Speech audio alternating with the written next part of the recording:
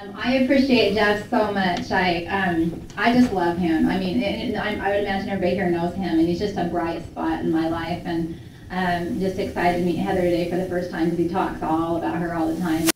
Anybody that he thinks so fondly of must be fabulous. And Jeff, thank you so much for the invitation. I'm honored to be here. I'm really excited, actually. It's been quite a journey. I have 43 years of life and had a lot of really, really great things happen and some not so fabulous things happen. And I'll share just a little glitch of those with you, just a little blip of them. From time to time, I'll throw in a little bit of life experience if that's okay. But I'm thinking about a fall daylight today, and I'm thinking, oh, it's just beautiful. And everybody's just talking about it's turned officially fall now. You've got the beautiful colors changing. I'm heading down to Park City, Utah today, where I'm going to see some amazing colors in the canyon and that crisp air, and the kids go back to school, and there's all these really fabulous things about fall. But I have to tell you, for many years, I owned a roofing company. And for about 20 years of my life, my income, that's how we fed our family, was through the roofing industry, construction and trades. And it's funny because I would, at this time of year, when the sun would start to go down, not at 10:30, but like 9 o'clock and then 8 o'clock, and the temperature would start to get cooler and everybody's all excited, and I would get this really sick feeling in the pit of my stomach because my income was determined by the seasons. And we had a feast and famine kind of lifestyle. And so this time of the year was when we started to hunker down and get ready for the famine. And we had more business in October than we did any other time of year. We made most of the bulk of our money in that 1 month. And boy, we were just hunkering down because the winter was going to be tough. And we did that for 20 years.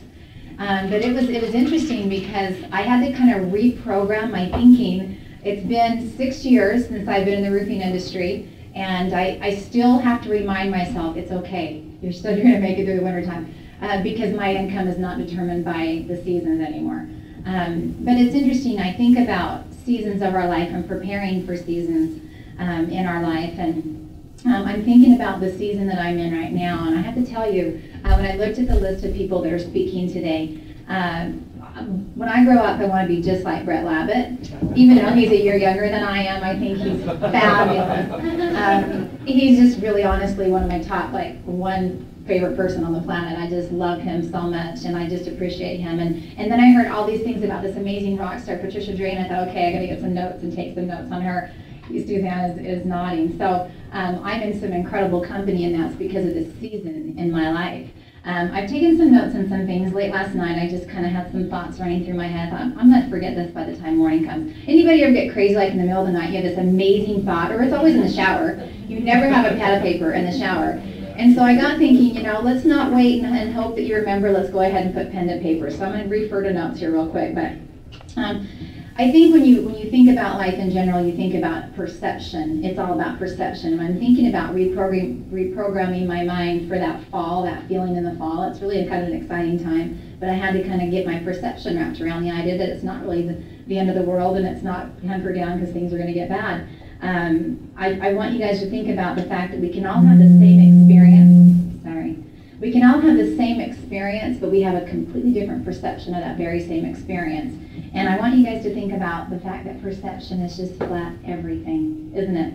How we perceive everything and how we perceive those seasons in our life. So when you're preparing for your seasons in your life, I want you to think about this quote. Life can only be understood backwards, but it must be lived forwards. Isn't that amazing? And you think about that. If you knew what you knew before, you wouldn't have done 50 things that you've already done. But unfortunately, that's why we have to get through the things that we get through. And we learn so much through those life experiences. You guys have had a ton of success in my life. I've had a lot of success. I had an incredible, successful family life, business life, very successful relationships. I just had so much. But like every successful person out there, I have lost equally that much. Lost a lot in my life. I've more than one time built huge businesses and huge customer bases and then lost it all. And just different factors, all of them, just totally different factors. I've loved and lost. Anybody ever loved and lost? I'm the only one. Anybody ever had a traditional business and experienced feast or famine? It's yucky. It's just yucky, and I've experienced that, and I made it through that. And I've had times in my life, seasons in my life, where I felt so close to my Father in heaven, just close, just, you know, that feeling where you're just there and you know He's there. And then I've had times where I felt empty and I thought, has He abandoned me? Where is He? Because I'm just going through a season in my life that I just felt like He wasn't there. So I felt like I've had a lot of success and I've lost a lot at the same time. So I hope that I can be relatable to you in that way. I have to tell you about a time in my life, a season in my life, where I was an RVP for a network marketing company that promoted telecom services. And here I was, a stay-at-home mom. My oldest was 19, I think, at the time, and I have 6 beautiful boys, and my youngest little guy was about to go to kindergarten. And I thought to myself, oh my goodness, there's got to be more out there. I thought, man, he's going to go to school, and I'm going to have all this time, and my closets are going to be so organized, and my laundry's always going to be done. And I remembered a quote from like 10 years before that, where I read a book, and the title of it's called Stop Trying to Finish the Laundry. Because you can't finish the laundry, because you're wearing your next laundry load, you know, so it'll never get done. And as a mom of 6 kids and running a roofing company, I was always trying to get everything done, and my whole world was about checking off the list. And I got to the point where here this little guy was going off to school, and I thought, holy cow, 7 hours a day, just me and this house. And I thought, there is so much more out there for me. There has to be. And I realized that I wasn't too bad at business. I thought, man, I could do business. And so I got involved in network marketing. And I moved through the ranks quite quickly. I was an RVP, and I learned about telecommunications. And I was pretty good at it. I was selling cell phone services and satellite TV and all these things that I knew nothing about, but I just learned them. And I was having a lot of fun.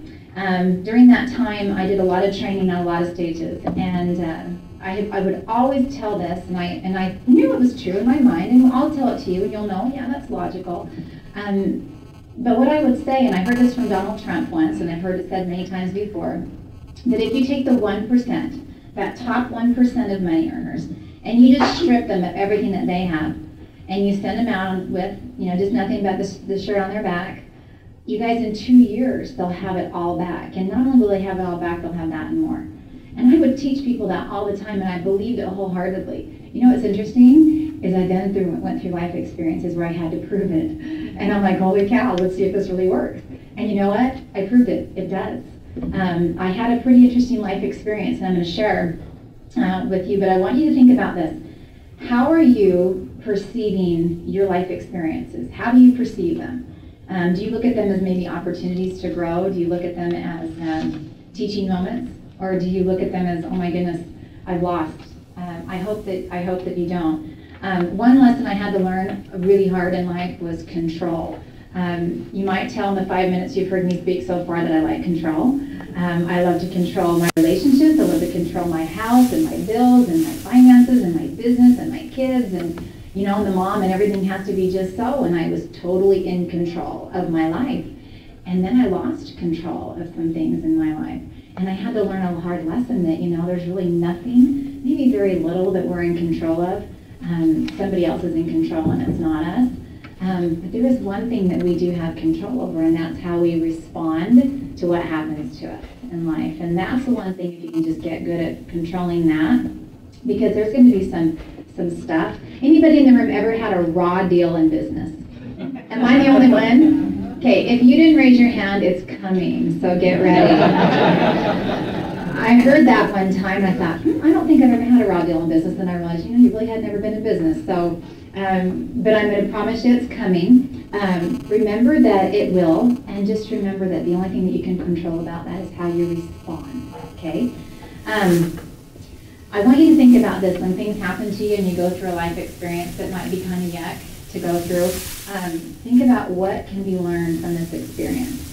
Because I promise if you're going through something that's not very fun to go through, there's a reason why you're going through it, and maybe it's so that you can improve yourself and maybe touch somebody else's life with that experience and that story. Here I was at 40. Okay, I hit 40. I was a rockin' RVP, rock star. I had all the, I mean, you guys, it looked like I had the world by the tail.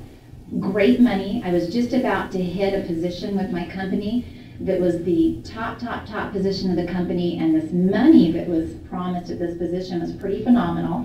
And I was just about to touch it and taste it. You guys, it was just right there. 40 years old, successful family life, and then in a 10-month time, I promise, in 10 months, between 40 and 41, I went through bankruptcy, divorce, and I lost a business that I had built for 4.5 years to gain my freedom. And it was interesting because in that season of my life, I would have expected, had I heard that story come from you, like, oh my gosh, how'd you get through that? Do you know that through that entire process, I mean, I probably cried every once in a while, maybe. I don't really remember crying too much. I kind of feel like I was in a state of numbness. Anybody been through that? Suzanne's raising her. Yeah, you know, I felt like I was just kind of in a season of numbness. And I feel like to some degree, as I was going through that, why are you not crying? Why are you not falling apart? I didn't. I just thought, okay, one challenge, knock it out of the way, get through that one, go to the next one. And it was like a daily challenge. And I handled every one of those things and I got through it and I thought, either I have no feelings whatsoever, or my Father in heaven just carried me through that and just kind of clothed me, just covered me up in numbness and just kind of carried me through it. And I think, and that's the way I choose to feel. But the thing that was interesting is when I lost that business that I had built, it had been taken by people very, very close to me. And that was probably the hardest part of that emotionally. That was probably the hardest part of that, is losing that to that type of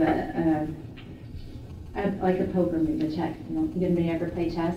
That was kind of like it felt. I felt like I'm on this chessboard and somebody made a move and trumped me, and I lost it to people that were supposed to love me, and that was kind of hard.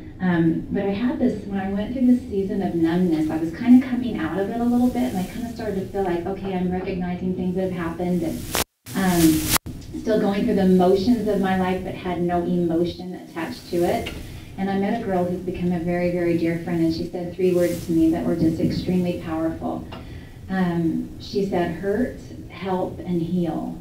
She says, at first you hurt, and you go through a lot of hurt, and I was going through a lot of hurt at that time.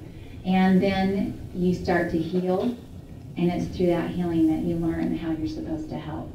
And I realized immediately when she said that I had been prepared for that next season in my life, that all these things that I had gone through were just to prepare me to help other people. And then I was just really grateful for that experience, and meeting her and then hearing that and knowing that that was why I was going through what I was going through. And it's kind of like that phoenix rising from the ashes. It kind of empowered me a little bit. And I was determined that what I had gone through would not be in vain, and that I would use that to help other people. And as I came out of that season, I found that I was growing spiritually, certainly, growing personally, and growing professionally, and becoming better at each of those areas of my life. And that's the way you have to look at it.